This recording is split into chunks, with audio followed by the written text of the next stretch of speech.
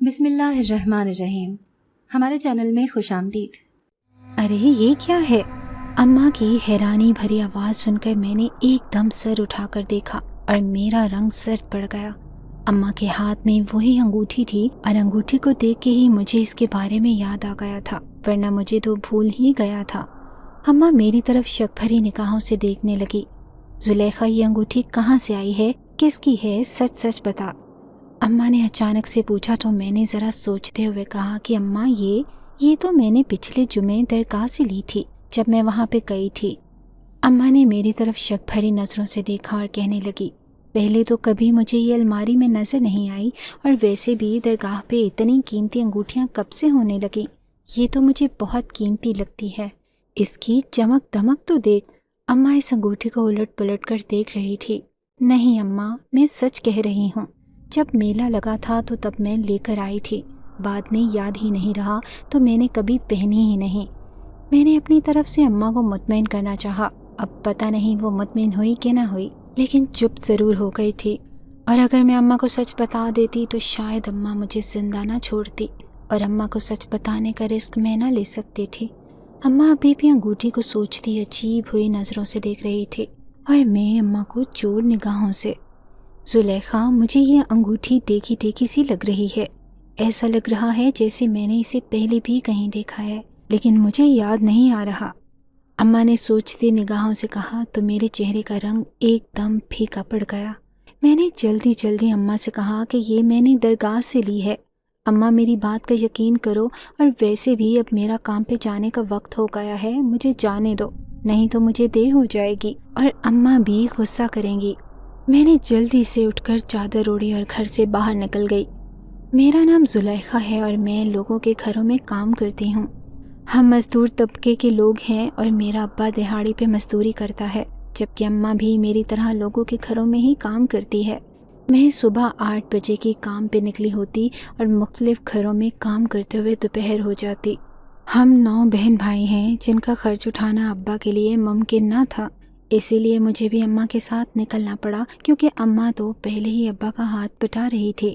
میں نے سلائی بھی سیکھی تھی، لیکن یہاں پہ مفت تو کپڑے سلوا لیتے تھے لوگ، لیکن پیسے دے کر سلوانے کا رواج نہ تھا۔ پھر سلائی میں اتنے پیسے بھی نہ تھے، اسی لیے اماں کی طرح میں نے بھی چند گھروں کا کام پکڑ لیا۔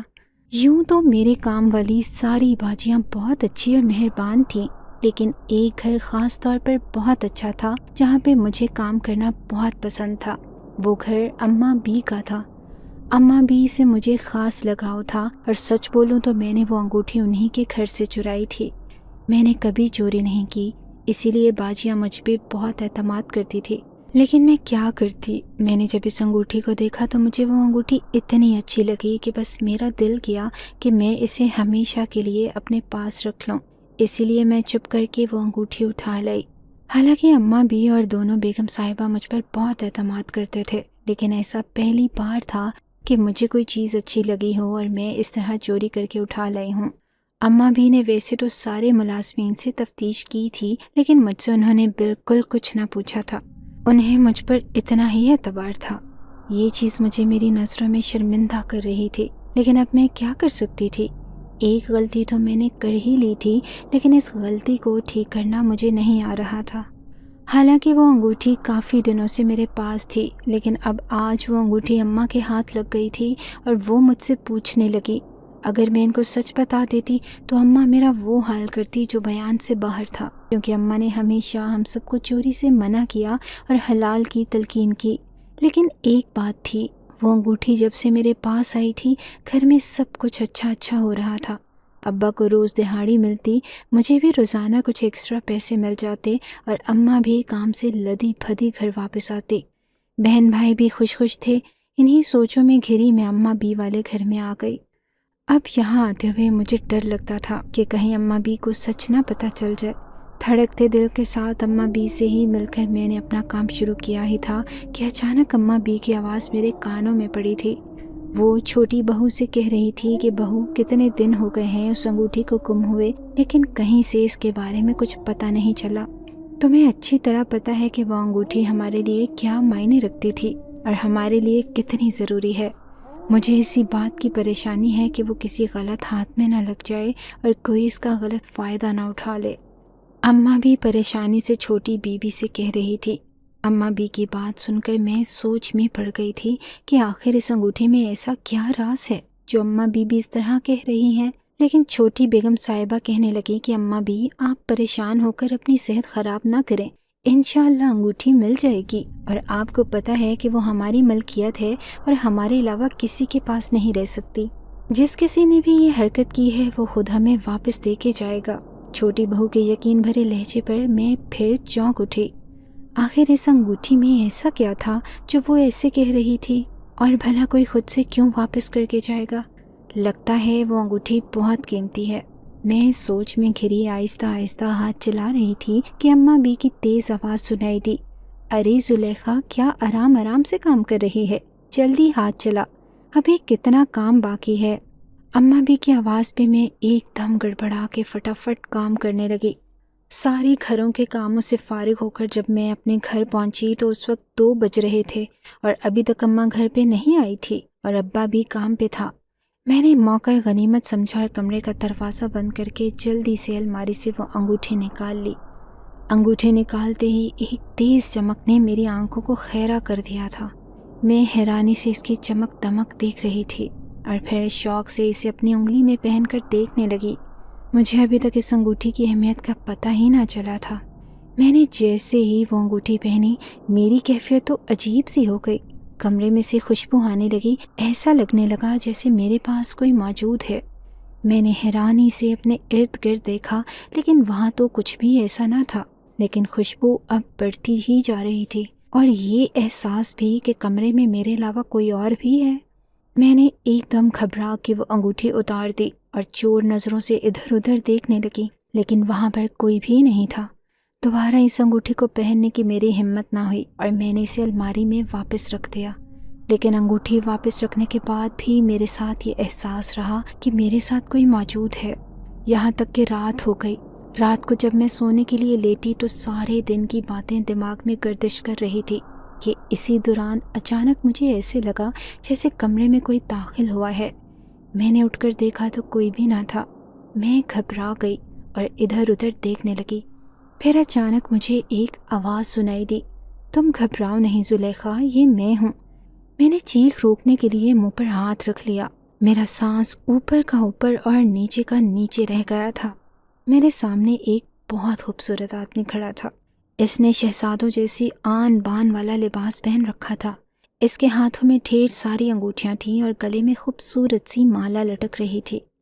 میں نے اتنا خوبصورت انسان اپنی زندگی میں پہلے کبھی نہ دیکھا تھا۔ میں بہت مبہوت سی ہو کر اسے دیکھ رہی تھی، لیکن یہ صرف چند لمحوں کی بات تھی، جیسے کہ کوئی خواب ہو۔ اس کے بعد وہ نہ جانے کہاں غائب ہو گیا اور مجھے نظر ہی نہ آیا۔ ایک لمحے کو تو مجھے لگا کہ یہ میرا وہم تھا، لیکن نہیں، مجھے اس کی موجودگی محسوس ہوئی تھی، اور پھر سب سے بڑھ کر وہ خوشبو ابھی تک کمرے میں پھیلی ہوئی تھی۔ اس کے بعد میری ساری رات آنکھوں میں ہی کٹی، میں سو نہ سکی۔ مجھے بار بار اس کی موجودگی محسوس ہو رہی تھی، لیکن ایک بات سمجھ نہ آئی تھی کہ انگوٹھی پہننے کے بعد یہ سب کچھ شروع ہوا تھا تو انگوٹھی کے ساتھ اس کا آخر کیا تعلق تھا۔ صبح جب میں سو کر اٹھی تو نیند پوری نہ ہونے کی وجہ سے طبیعت عجیب سی ہو رہی تھی۔ میں سستی سے پڑی رہی تو اماں پوچھنے لگی کہ کیا کام پہ نہیں جانا، تو میں نے کہا کہ ابھی کچھ دیر تک جاؤں گی، لیکن اصل مسئلہ تو میرا کچھ اور تھا۔ مجھے اماں بی کے گھر جانے سے خوف آ رہا تھا، لیکن جانا تو تھا ہی نا۔ پھر جب میں کام پر گئی تو یوں ہی باتوں باتوں میں موقع دیکھ کر میں نے بھی اماں بی سے پوچھ لیا کہ اماں بی وہ انگوٹھی والا کیا قصہ ہے؟ اس انگوٹھی کے لیے آپ اتنی پریشان کیوں ہیں؟ میری بات سن کر اماں بی نے گہرا سانس بھرا اور کہنے لگی، زلیخا تو ابھی بہت چھوٹی ہے، تجھے ان باتوں کی سمجھ نہ آئے گی، تو نہیں سمجھے گی کہ وہ انگوٹھی میرے لیے کیا تھی۔ وہ میری اماں کی آخری نشانی تھی، میں اسے ہمیشہ پاس رکھنا چاہتی تھی، اور سب سے بڑھ کر جس طرح میری اماں نے وہ انگوٹھی حاصل کی تھی، وہ محنت اور اس انگوٹھی کو حاصل کرنے کی کوشش اور امید، اس کے بارے میں صرف میں ہی جانتی ہوں۔ تو ان باتوں سے دور رہے اور اپنا کام کر۔ اماں بی نے مجھے سختی سے ڈانٹ دیا، لیکن میرے دل میں تجسس سر اٹھا رہا تھا۔ میں اماں بی سے اور بھی کچھ پوچھنا چاہتی تھی، لیکن اماں بی سر لپیٹ کر لیٹ گئیں۔ اس کا مطلب تھا کہ اماں بھی اب اور بات کرنا نہیں چاہتی۔ میں بھی خاموشی سے وہاں سے اٹھائی، لیکن اس انگوٹھی کو دیکھ کر میرے دل میں اب مختلف سوال سر اٹھا رہے تھے۔ انہی دنوں میں ایک عجیب سا واقعہ ہوا۔ اماں بی کا پوتا نہ جانے کس طرح سیڑھیوں سے گر گیا، حالانکہ وہ وہاں اکیلا کھڑا تھا، لیکن پھر بھی گر گیا۔ اسے شدید چوٹیں آئی تھیں اور اس کا کہنا تھا کہ اسے کسی نے دھکا دیا ہے، لیکن ایسا کیسے ممکن تھا جبکہ وہ وہاں پر اکیلا کھڑا تھا؟ اماں بھی نے رو رو کر اپنی طبیعت خراب کر لی تھی اور ان کا یہی کہنا تھا کہ ہم نے اس انگوٹھی کی حفاظت نہیں کی نا، اس وجہ سے ہمارے ساتھ اب یہ سب کچھ ہو رہا ہے۔ سارا گھر پریشان تھا، نہ جانے اب بچے کے گرنے سے اس انگوٹھی کا کیا تعلق تھا، لیکن اماں بھی تو بار بار یہی ذکر کیے جا رہی تھی کہ یہ سب انگوٹھی کے کھو جانے کی وجہ سے ہو رہا ہے۔ میں اپنے آپ میں بہت شرمندہ اور پشیمان ہو رہی تھی۔ میری یہ غلطی میرے گلے کا توق بن رہی تھی۔ میں اماں بھی کو اس انگوٹھی کے بارے میں بتانا چاہتی تھی، لیکن ہمت ہی نہ ہو رہی تھی۔ کس منہ سے ان کے سامنے جا کر اپنی غلطی کا اعتراف کرتی؟ وہ کیا کہتی کہ زلیخا نے چوری کی ہے اور پھر ہمارا تماشا دیکھتی رہی؟ سوچ سوچ کر میرا تو دماغ تھک گیا تھا۔ اماں بھی کے پوتے کی حالت اب بہتر ہو گئی تھی، لیکن ابھی بھی اس کے زخم بہتر نہ ہوئے تھے۔ اماں بھی سارا دن اس کے سرہانے بیٹھی رہتی۔ گھر کے سارے کام اب معمول پر آ گئے تھے۔ ایک صرف اماں بھی ہی تھی جو کہ ابھی تک نارمل نہ ہو سکی تھی۔ اماں بھی کی یہ حالت یہ دیکھتے ہوئے اب میں نے یہ سوچ لیا تھا کہ میں اماں بھی کو اس انگوٹھی کے بارے میں بتا دوں گی، تاکہ میرے دل اور دماغ سے تو یہ بوجھ اتر جائے۔ میں اب موقع کے انتظار میں تھی کہ کب اماں بھی اکیلی ہوں اور میں انہیں انگوٹھی کے بارے میں بتا دوں۔ یہی سوچ کر ایک دن جب میں نے اماں بھی کو اکیلا دیکھا تو ان کے پاس چلی آئی۔ اماں بھی، مجھے آپ سے کچھ کہنا ہے، میں نے جھجکتے ہوئے کہا تو اماں بی نے مجھے دیکھا اور کہنے لگی، ہاں زلیخا بول، کیا کہنا ہے؟ پیسے چاہیے کیا؟ اماں بی نے اندازہ لگایا، لیکن میں نے نفی میں سر ہلا دیا اور کہا، نہیں اماں بی، پیسے نہیں چاہیے، میں تو وہ انگوٹھی۔ میں نے جھجکتے ہوئے ابھی اتنا ہی کہا تھا کہ اماں بی نے غصے سے میری طرف دیکھا اور کہنے لگی، مجھے تجھ سے یہ امید نہ تھی کہ تو بھی میرے زخموں پہ نمک چھڑکے گی۔ زلیخا، تو بھی دوسروں کی طرح کیوں مجھے بار بار وہ انگوٹھی یاد دلانے کی کوشش کر رہی ہے اور مجھے یہ احساس دلا رہی ہے کہ میں نے اس انگوٹھی کی حفاظت نہیں کی؟ کہ تجھے نہیں پتا کہ میں اس انگوٹھی کی وجہ سے کتنی پریشان ہوں؟ جا جا کے اپنا کام کر اور مجھے تنگ نہ کر۔ یہ کہتے ہوئے اماں بی کی آواز بھر گئی اور اماں بی نے مجھے ڈانٹ کر وہاں سے بھیج دیا۔ میں بھی فوراً بوجھل دل لیے وہاں سے ہٹ گئی۔ آج بھی میں اماں بی کو بتا نہیں سکی اور سچ بتائے بنا ویسے ہی واپس گھر آ گئی۔ گھر آ کر بھی بار بار میرا دھیان اماں بی کی طرف ہی جا رہا تھا۔ نہ جانے اس انگوٹھی کا کیا راز تھا اور اس میں ایسا کیا خاص تھا جو اماں بھی اتنی پریشان تھی۔ کچھ سوچتے ہوئے میں نے اٹھ کر وہ انگوٹھی اپنی الماری سے نکال لی اور غور سے اس کو دیکھنے لگی۔ وہ دیکھنے میں ایک عام سی انگوٹھی کی طرح تھی، بس یہ تھا کہ اس میں ایک بڑا سا سرخی مائل کالا پتھر لگا ہوا تھا۔ غور سے دیکھنے پر پتہ چلا کہ اس پتھر سے خاص قسم کی روشنی نکلتی تھی اور اس روشنی میں ایک تاثیر سی محسوس ہو رہی تھی۔ میں غور سے اسے دیکھ رہی تھی۔ اس پتھر کے اندر کچھ الفاظ کندہ کیے ہوئے تھے، لیکن شاید وہ کسی اور زبان میں تھے جو مجھ سے پڑھے نہیں گئے تھے۔ میں نے آج تک ایسی انگوٹھی کہیں نہ دیکھی تھی۔ نہ جانے اس انگوٹھی کا کیا راز تھا۔ شاید یہ بہت قیمتی تھی یا شاید بہت نایاب تھی۔ یہ پتھر خاص لگتا تھا، اس کی بناوٹ میں بھی فرق تھا۔ پتھر انگوٹھی کے اندر ایسے لگا ہوا تھا جیسے انگوٹھی نے اسے جکڑ رکھا ہو۔ میں انگوٹھی کو شوق سے دیکھ رہی تھی کہ پھر مجھ سے رہا نہ گیا اور میں نے اسے اپنی انگلی میں پہن لیا اور وفور شوق سے ہر زاویے سے ہاتھ گھما کر اسے دیکھنے لگی۔ میرے ہاتھ میں پہنی ہوئی وہ بہت اچھی لگ رہی تھی۔ میں اسے دیکھ دیکھ کر خوش ہو رہی تھی کہ اتنے میں مجھے کمرے میں خوشبو سی محسوس ہوئی۔ نہ جانے وہ خوشبو کہاں سے آ رہی تھی۔ وہ خوشبو آہستہ آہستہ تیز ہوتی گئی اور پھر سارے کمرے میں پھیل گئی۔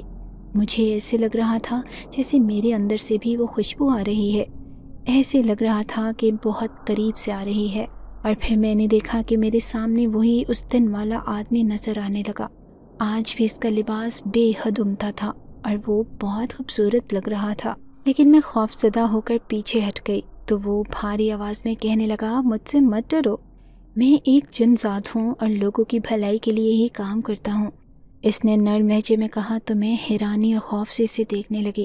پھر جیسے ہمت کرتے ہوئے میں نے اس سے پوچھا، تم یہاں پر کیسے آئے تو وہ کہنے لگا کہ اس انگوٹھی کی وجہ سے جو تم نے اپنے ہاتھ میں پہنی ہے۔ اس نے انگلی سے انگوٹھی کی طرف اشارہ کیا اور ابھی اتنا کہا ہی تھا کہ میں نے گھبرا کر جلدی سے وہ انگوٹھی اتار دی اور اس کے بعد وہ وہاں سے چلا گیا، اور مجھے ایک دم ایسے لگا جیسے کہ میں گہری نیند سے جاگی ہوں۔ مجھے ایک شدید جھٹکا سا لگا تھا جس نے مجھے جھنجھوڑ کر رکھ دیا تھا۔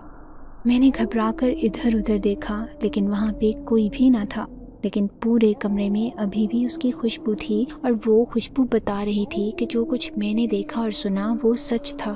لیکن میں ابھی بھی ایک بے یقینی کی کیفیت میں تھی۔ میری خالہ کی بیٹی کی شادی تھی اور شادی کی مصروفیت کی وجہ سے میں نے 2 دن اپنے کام سے چھٹی لے لی تھی اور آج ہی ساری باجیوں کو بتا رہی تھی تاکہ وہ میرا انتظار نہ کریں۔ میں شام میں شادی والا لباس پہن کر تیار ہونے لگی۔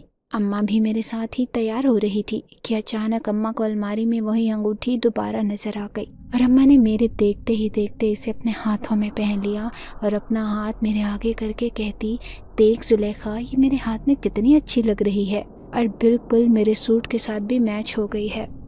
اماں کے ہاتھ میں وہ انگوٹھی دیکھ کر میرا اوپر کا سانس اوپر اور نیچے کا نیچے رہ گیا، اور میں اماں سے کہنے لگی کہ اماں اس انگوٹھی کو اتار دو، یہ نہ پہنو۔ میری بات سن کر تو اماں الٹا مجھ سے غصہ ہو گئی اور کہنے لگی کہ کیا ہو گیا ہے تجھے زلیخا، اتنا چھوٹا دل نہ کر اپنا۔ اگر تیری چیز میں نے پہن ہی لی ہے تو تھوڑی دیر کے لیے ہی پہنوں گی، پھر رات کو واپس رکھ دوں گی۔ اماں نے غصے سے کہا تو مجھے اندازہ ہوا کہ اماں غلط سمجھ رہی ہیں، تاہم میں خاموش رہی۔ اب اماں کو میں اس کے بارے میں کیا بتاتی؟ اب کچھ دیر بعد اماں کو ویسے بھی پتہ چل جانا تھا۔ کچھ ہی دیر کے بعد کمرے میں خوشبو پھیلنا شروع ہو گئی۔ اماں چونک کر نہ سمجھی سے ادھر ادھر دیکھنے لگی، اور پھر ایک دم سے وہی جوان آدمی نظر آنے لگا جو مجھے پہلے بھی نظر آیا تھا۔ اماں چونک کر نہ سمجھی سے ادھر ادھر دیکھنے لگی، اور پھر ایک دم سے وہی جوان آدمی نظر آنے لگا جو مجھے پہلے بھی نظر آیا تھا۔ اماں تو اسے دیکھ کر انتہائی خوف زدہ ہو گئی اور میرا ہاتھ زور سے پکڑ لیا اور کہنے لگی کہ زلیخا، یہ اماں نے ہکلاتے ہوئے اس آدمی کی طرف اشارہ کرتے ہوئے کہا، اماں یہ ایک جن ذات ہے۔ میں نے ڈرتے جھجکتے اماں کو بتا دیا۔ اماں یک ٹک اس کی طرف دیکھ رہی تھی اور پھر کچھ ہی لمحوں کے بعد بے ہوش ہو کر گر گئی تھی۔ میں اماں کی طرف بھاگ گئی، اماں کو ہوش میں لانے کی کوشش کرنے لگی، لیکن اماں کو ہوش ہی نہ آ رہا تھا۔ میں پریشان ہو گئی تھی، نہ جانے اماں کو کیا ہوا ہے۔ وہ وہیں پر کھڑا مجھے دیکھ رہا تھا اور میری پریشانی دیکھ کر کہنے لگا کہ تم پریشان نہ ہو، یہ خوف سے بے ہوش ہو گئی ہیں، کچھ دیر کے بعد خود ہی ہوش میں آ جائیں گی۔ اس نے مجھے تسلی دیتے ہوئے کہا، اور پھر کچھ سوچ کر میں نے اس سے کہا کہ تم کون ہو، آخر تمہارا اس انگوٹھی سے کیا تعلق ہے؟ تو وہ کہنے لگا کہ تم نے جہاں سے وہ انگوٹھی لی ہے تمہیں وہی اس راز کے بارے میں بتائیں گے۔ میں یہ نہیں بتا سکتا، اور اس کے بعد وہ وہاں سے چلا گیا۔ اس کے جانے کے بعد میں نے اماں کے ہاتھ سے وہ انگوٹھی اتار لی۔ کچھ دیر کے بعد ہی اماں ہوش میں آ گئی اور ہوش میں آتے ہی خوف زدہ نظروں سے کمرے میں دیکھنے لگی۔ میں نے اماں کو خوف زدہ دیکھ کر کہا کہ اماں ڈرو مت، وہ یہاں سے چلا گیا ہے۔ تو اماں مجھ سے کہنے لگی کہ وہ کون تھا اور یہاں پر کیسے آ گیا۔ مجھے پتا تھا کہ اماں ہوش میں آتے ہی مجھ سے سب سے پہلا سوال یہی کرے گی، اس لیے میں نے ذہنی طور پر خود کو پہلے ہی تیار کر رکھا تھا۔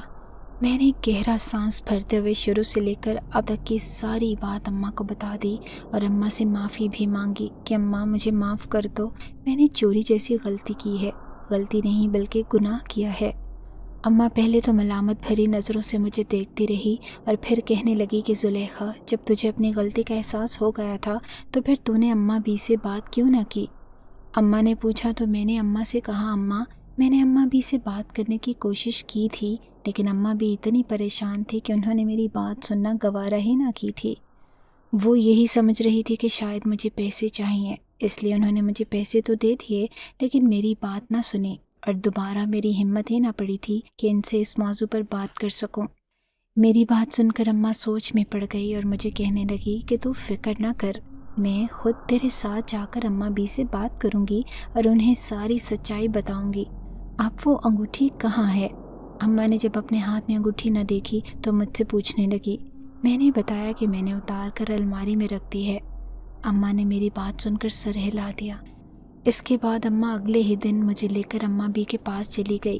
اماں چونکہ پہلے اماں بی کے گھر ہی کام کرتی تھی، لیکن اب اماں بہت کم ادھر آتی تھی، اس لیے اماں بی بھی اماں کو دیکھ کر خوش ہو گئی تھی اور کہنے لگی کہ نصرت، آج کتنے دنوں کے بعد تو نے چکر لگایا ہے، سب خیریت تھی؟ اماں حال چال بتانے لگ گئیں۔ کچھ دیر بعد ادھر ادھر کی باتوں کے بعد اماں نے اماں بی سے کہا کہ اماں بی، مجھے آپ سے کچھ بات کرنی ہے، امید ہے کہ آپ میری بات غور سے سنیں گی اور میری بچی کی غلطی سمجھ کر اسے معاف کر دیں گی۔ اماں بھی اماں کی بات سن کر چونکی اور کہنے لگی، نصرت ایسی کیا بات ہے جو تو ایسے کہہ رہی ہے؟ تو اماں نے پرس سے وہ انگوٹھی نکال کر اماں بی کے سامنے کر دی۔ اماں بھی وہ انگوٹھی دیکھ کر حیران رہ گئی اور ایک دم خوش ہو کر فوراً سے جھپٹ کر اماں کے ہاتھ سے اٹھا لی اور خوشی بھرے لہجے میں اماں سے پوچھنے لگی، نصرت، یہ تیرے پاس کہاں سے آئی؟ میں اس کے لیے کتنی پریشان تھی۔ تو اماں نے شرمندہ ہوتے ہوئے اماں بی کو ساری بات کہہ سنائی اور میری غلطی کی معافی بھی طلب کی۔ اماں بھی انگوٹھی واپس پا کر بہت خوش تھی، لیکن پھر وہ اماں سے کہنے لگی کہ نصرت، یہ زلیخا نے اچھا نہیں کیا، اس نے مجھے پہلے کیوں نہ بتایا؟ حالانکہ اس کو پتہ بھی تھا کہ میں اس انگوٹھی کے لیے کتنی پریشان ہوں، لیکن یہ مجھے اتنے دن پریشان کرتی رہی۔ تو اماں کہنے لگی کہ اماں بی، وہ آپ کو بتانے آئی تھی، لیکن آپ اپنی پریشانی میں تھیں، اس لیے اس کی بات پہ دھیان نہ دیا، بلکہ اسے ڈانٹ دیا اور اسی لیے پھر وہ بھی گھبرا گئی تھی۔ بچی تھی نا، اسے معاف کر دیجیے۔ اماں نے میری طرف سے وضاحت پیش کی تو اماں بی نے کھلے دل سے زلیخا کو معاف کر دیا، لیکن میرے دل میں سوال سر اٹھا رہے تھے۔ میں اس انگوٹھی کی بابت کرنا چاہتی تھی، اسی لیے میں نے اماں بی سے پوچھا کہ اماں بی، میں آپ سے کچھ پوچھنا چاہتی ہوں، آپ اس انگوٹھی کے لیے اتنی بے چین کیوں تھی؟ آخر اس انگوٹھی میں کیا راز ہے؟ زلیخا کی بات سن کر اماں بی نے گہرا سانس بھرا اور کہنے لگی کہ اس کا تعلق میرے بچپن سے ہے، میں تمہیں شروع سے ساری بات سناتی ہوں، پھر ہی تمہیں پتہ چلے گا۔ میرے ابا کا انتقال میرے بچپن میں ہی ہو گیا تھا۔ ہم 6 بہن بھائی تھے، سب کے سب ابھی بہت چھوٹے تھے، میرا نمبر تیسرا تھا۔ مجھ سے بڑے 2 بہن بھائی تھے اور وہ بھی ابھی اسکول میں پڑھتے تھے۔ ابا کے اچانک انتقال کی وجہ سے میری اماں کے اوپر ایک دم غم کا پہاڑ ٹوٹ گیا اور ساتھ ہی گھر کے اخراجات منہ کھول کر کھڑے ہو گئے۔ ابا کی کون سی اتنی زیادہ آمدنی تھی، وہ بھی دہاڑی دار مزدور تھا، جو بھی کماتا وہ روز کا روز ہی خرچ ہو جاتا تھا۔ 6 بہن بھائی اور اماں اور ابا کے ملا کے ہم کل 8 افراد تھے، چنانچہ خرچ بھی اسی حساب سے تھا۔ کرائے کا گھر اور بلوں نے ویسے ہی کمر توڑ رکھی تھی کہ اگلے دن کے لیے کچھ بچتا ہی نہ تھا۔ کچھ دن ابا کی وفات کے بعد تو مجھے رشتہ داروں نے خیال رکھا، لیکن پھر آخر کب تک وہ بھی ساتھ دیتے؟ ہمیں جینے کے لیے اب خود ہی کچھ نہ کچھ تو کرنا ہی تھا۔ اماں نے بھائی کو اسکول سے ہٹا لیا اور آلو چنے بنا کر اسے بیچنے کے لیے بھیج دیتی۔ خود اماں نے کاغذ کے لفافے بنا کر دکانوں پہ دینے شروع کر دیے۔ اس کے علاوہ کبھی وہ ہاتھ کی سوئیاں بنا کر بیچتی تو کبھی کسی کا سوٹ سلائی کر دیتی تھی اور کبھی لیسوں کا کام کرتی۔ ہمارے محلے میں بھی ہمارے جیسے ہی لوگ تھے، سب محنت کرنے والے اور مجبور اور بے بس تھے۔ ایسے میں بہت کم گھروں سے کام ملتا، کبھی جو 4 پیسے ہاتھ آ جاتے اماں فوراً راشن ڈلوا لیتی، لیکن مستقل آمدن کا کوئی ذریعہ نہ تھا۔ اماں ان حالات میں بہت دل برداشتہ تھی۔ میں جتنا ہو سکتا تھا اماں کا ہاتھ بٹانے کی کوشش کرتی۔ انہی دنوں میں ہمارے محلے میں مسجد میں نئے امام صاحب آئے تھے۔ ان کی بیوی نے گھر پہ ہی خواتین کے لیے درس کا اہتمام کرنا شروع کیا تو ان کے پاس محلے کی اکثر خواتین جانے لگ گئیں۔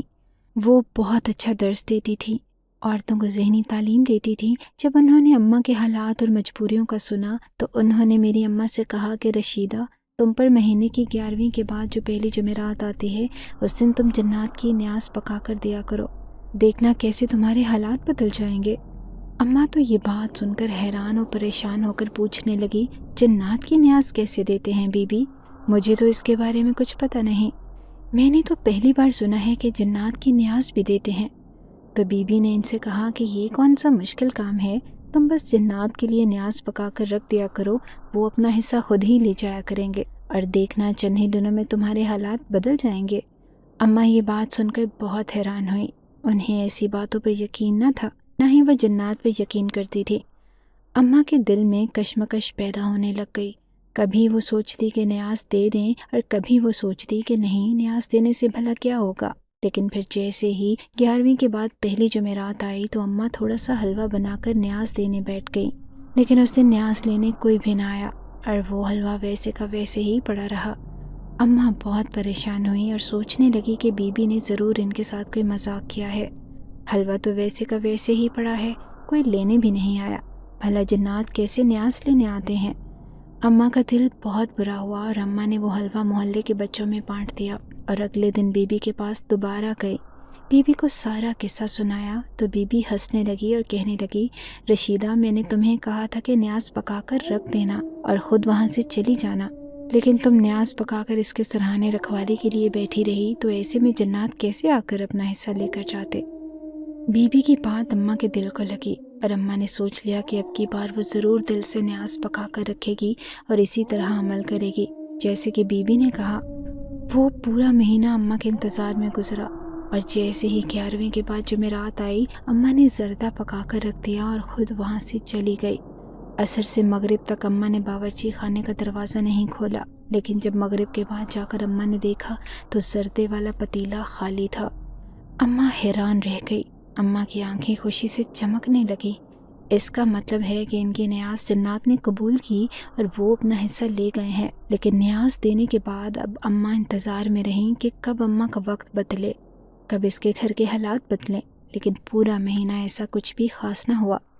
اماں کے حالات چونکہ تو ہی رہے، وہیں کھینچ کھینچ کے مہینہ گزارنا اور چھوٹے موٹے کاموں سے پیسے کمانا، آدھی آدھی روٹی کھانا، کچھ بھی تو نہیں بدلا تھا۔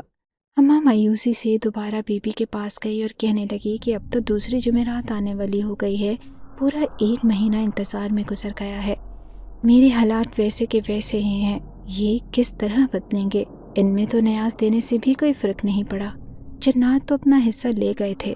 اماں کی پریشانی پر بی بی نے اماں کو حوصلہ دیا اور کہا، رشیدہ، تو پریشان نہ ہو اور نہ ہی اتنی جلد بازی کر، بس تو چپ چاپ نیاز دیتی رہ، جیسے میں نے تجھے کہا ہے ویسے ہی کرتی رہ اور سارا معاملہ اللہ پر چھوڑ دے۔ اماں کا تو دل نہیں کر رہا تھا کہ وہ دوبارہ نیاز بنا کر دیتی، کیونکہ پہلے ہی اپنے حالات اتنے خراب تھے کہ مشکل سے گزر بسر ہو رہا تھا، اور پھر اوپر سے نیاز کا بھی خرچہ برداشت کرنا، جو کہ اماں روز کے خرچے کے پیسوں میں سے تھوڑا تھوڑا بچا کر پورا کرتی تھی۔ لیکن پھر بھی اماں نے بی بی کے کہنے پر عمل کیا اور نیاز بنا کر کچن میں رکھ دی اور خود وہاں سے نکل آئی۔ اس بار جب جنات حصہ لینے آئے تو سارے گھر میں تیز خوشبو پھیل گئی تھی، جیسے کہ اگر بتیوں کی خوشبو ہوتی ہے۔ اماں چونکی اور حیرانی سے سوچنے لگیں کہ یہ خوشبو نہ جانے کہاں سے آ رہی ہے، لیکن مغرب تک کا سارا گھر اس خوشبو سے مہکا رہا۔ اس بار بھی جنات اپنا حصہ لے گئے تھے۔ اماں کو یقین ہو گیا کہ یہ خوشبو انہی کی وجہ سے آ رہی تھی۔ اب اماں کو امید ہو چلی تھی کہ ان کے حالات بدل جائیں گے، لیکن پورا مہینہ انتظار کے باوجود اماں کے حالات نہ بدلے۔ اماں تو سر تھام کر بیٹھ گئی۔ اماں کو بی بی پہ غصہ آ رہا تھا، آخر بی بی نے کس راستے پہ ڈال دیا تھا۔ اماں تو راتوں رات اپنے حالات بدلنا چاہتی تھی، لیکن یہاں تو کوئی آثار نظر ہی نہ آ رہے تھے۔ انہی دنوں میں اماں کو ایک خواب نظر آیا۔ اماں نے دیکھا کہ کھلا سا بڑا سا میدان ہے اور اماں وہاں پر اکیلی پھر رہی ہے۔ وہاں پر ارد گرد بڑے بڑے تھال پڑے تھے جن کو ریشمی کپڑوں کے ساتھ ڈھکا ہوا تھا۔ اماں نے پہلے تو تھال کا کپڑا ہٹانے کا سوچا، لیکن پھر خیال آیا کہ نہ جانے یہ کس کا ہے، کہیں وہ برا نہ مان جائے، لیکن پھر تجسس کے ہاتھوں مجبور ہو کر اماں نے ایک تھال کا کپڑا ہٹا دیا۔ اماں کے ارد گرد انواع و اقسام کے کھانے پڑے ہوئے تھے جن میں سے طرح طرح کی خوشبوئیں اٹھ رہی تھیں۔ اماں کا دل مچل مچل جا رہا تھا، وہ خوشبوئیں اماں کے خالی پیٹ کو پاگل کر رہی تھی۔ کبھی وہ ایک کھانے کی طرف لپکتی تو کبھی دوسرے کھانے کی طرف، لیکن اماں کو سمجھ نہیں آ رہی تھی کہ وہ کیا کھائے اور کیا چھوڑ دے۔ اماں سب کچھ تھوڑا تھوڑا چکھنے لگ گئی، لیکن اماں کی طبیعت سیر نہیں ہو رہی تھی۔ سب کچھ چکھتے چکھتے میں ہی اماں کا پیٹ بھر گیا۔ اماں وہیں پر بیٹھ گئی کہ اتنے میں وہاں پر ایک شاہی سواری آ کر رکی۔ اس میں سے شہزادوں جیسی آن بان والا شخص باہر نکلا۔ اماں حیرانی سے اسے دیکھ رہی تھی۔ اماں کو اب ایک دم خوف محسوس ہوا کہ اماں نے بغیر پوچھے وہ کھانے کھا لیے، کہیں ایسا نہ ہو کہ اب اماں کو سزا ملے۔ اماں ایسے بیٹھ گئی جیسے کہ کسی کو نظر نہیں آنا چاہتی۔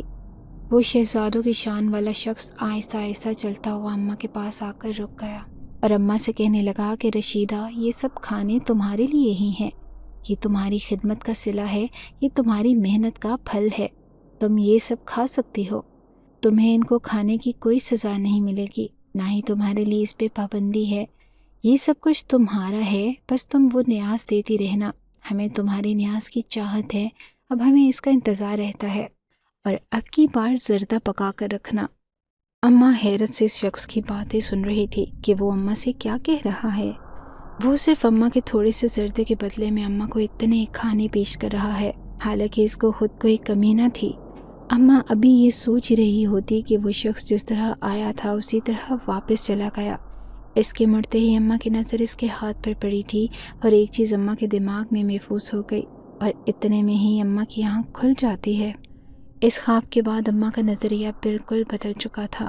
انہیں سمجھ آ گئی تھی کہ ان کی غلطی کیا تھی، اسی لیے اماں نے اب یہ سوچ لیا کہ وہ بغیر کسی لالچ کے نیاز دیتی رہیں گی، اور جب حالات نے بدلنا ہوگا تو بدل جائیں گے، ورنہ نیاز کا سلسلہ چلتا رہے گا، وہ نہیں رکے گا۔ تقریباً 6 ماہ تک یہ سلسلہ چلتا رہا، اور اماں بغیر کسی لالچ کے نیاز دیتی رہیں۔ پھر ایک بار جب اماں نیاز بنا کے رکھنے کے بعد جب دوبارہ پتیلا دیکھنے گئی تو وہاں پر اماں کو یہ انگوٹھی پڑی ملی تھی۔ اماں کو یہ انگوٹھی حیرت میں ڈال گئی۔ اماں نے جیسے ہی وہ انگوٹھی اٹھائی تو ان کا دل تیز تیز دھڑکنے لگا، اور وہاں سے ایک خاص خوشبو آنے لگی۔ اماں کا سارا گھر مہک اٹھا تھا۔ اماں کو ایسے لگ رہا تھا جیسے اماں نے وہ انگوٹھی پہلے بھی کہیں دیکھی ہے۔ اماں سوچ میں پڑی رہیں، اور پھر ان کو یاد آ گیا کہ وہ انگوٹھی دراصل اس خواب والے شخص کی انگوٹھی تھی جو اماں نے اس کے ہاتھ میں دیکھی تھی۔ اماں کو حیرت ہوئی کہ اس کا مطلب ہے کہ وہ کوئی عام شخص نہیں بلکہ شاہ جنات تھا جس نے اماں کے اوپر نظر رکھی ہوئی تھی۔ اور اب اماں جب ان کے امتحان نے پوری اتری تو انہوں نے اماں کی مدد کرنے کا خیال کیا اور اس انگوٹھی سے ابتدا کی۔ اماں اسی طرح فوراً بی بی کے پاس بھاگی چلی گئی اور انہیں سارا ماجرا سنایا۔ بی بی کہنے لگی کہ یہ انگوٹھی تو بہت قیمتی ہے، یہ جنات تجھے تحفہ دے کر گئے ہیں، وہ تیری خدمت سے خوش ہوئے ہیں اور تیری نیاز کو قبول کیا ہے۔ اب تو اس انگوٹھی کو سنبھال کر رکھ اور اس کو بیچنے کا سوچنا بھی نہ۔ اماں نے یہ بات اپنے پلو سے باندھ لی اور وہ انگوٹھی اپنے پاس سنبھال کر رکھ لی۔ اس کے بعد اماں کے حالات بدلنا شروع ہو گئے تھے۔ نہ جانے کہاں کہاں سے کام مل جاتا اور اس کام کے پیسے بھی اچھے ملتے، لیکن اس دن کے بعد سے اماں نے وہ نیاز والا سلسلہ نہ چھوڑا تھا۔ جنات اب اماں پر مہربان ہو گئے تھے۔ ایک بار اماں کے دل میں یوں ہی خیال آیا تو اماں نے وہ انگوٹھی شوقیہ طور پر پہن لی۔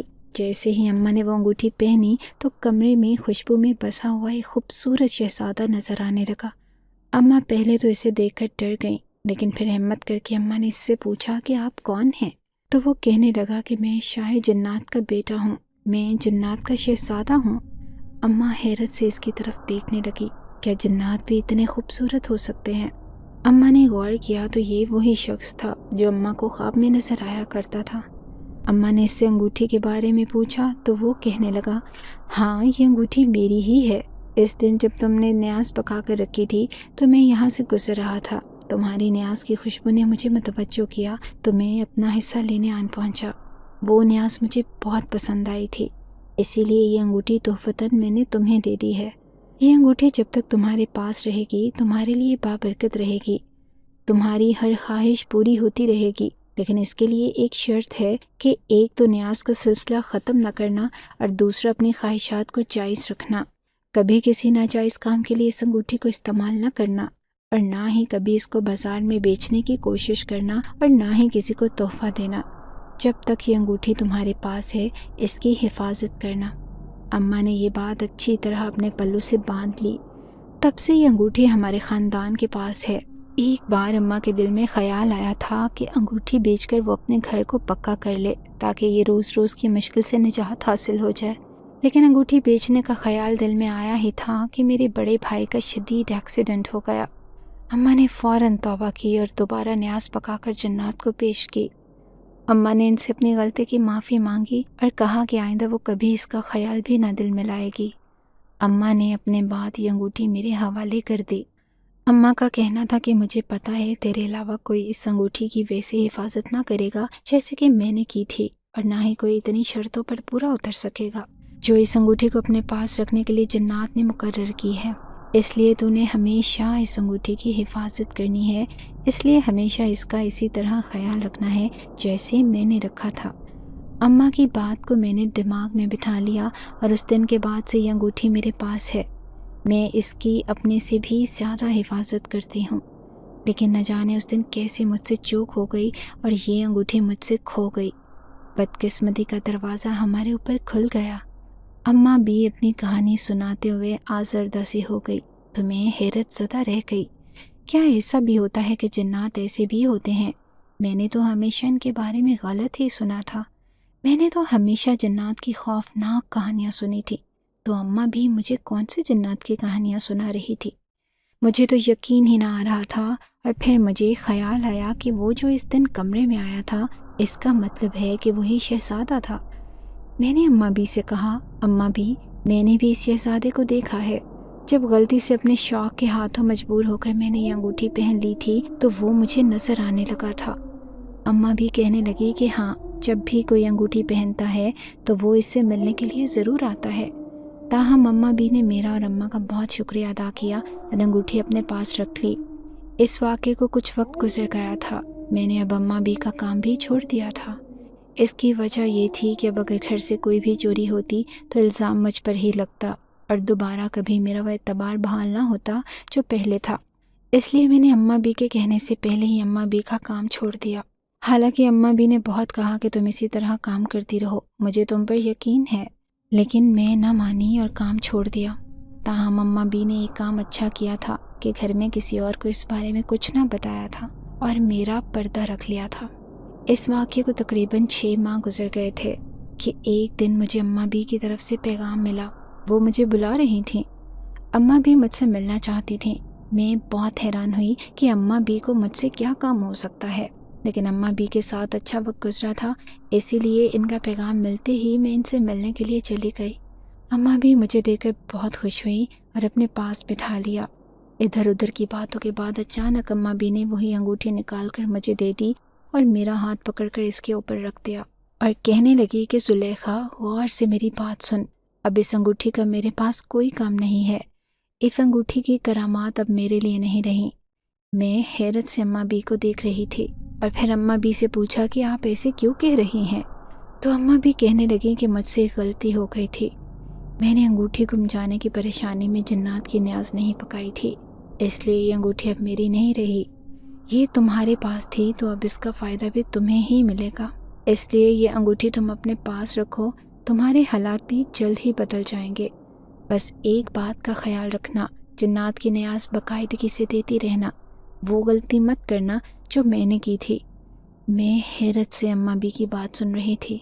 मुझे उम्मीद न थी कि अम्मा बी ने मुझे इस मकसद के लिए बुलाया होगा। ताहम मैंने वो अंगूठी पकड़ ली और अम्मा बी का शुक्रिया अदा करती धड़कते दिल के साथ घर वापस आ गई। घर आकर मैंने अम्मा को सारी बात बताई तो अम्मा भी हैरत ज़दा हो गई। अम्मा ने भी मुझे यही कहा कि अब तुम अम्मा बी के कहने के मुताबिक वैसे ही करो और अंगूठी संभाल कर रखो।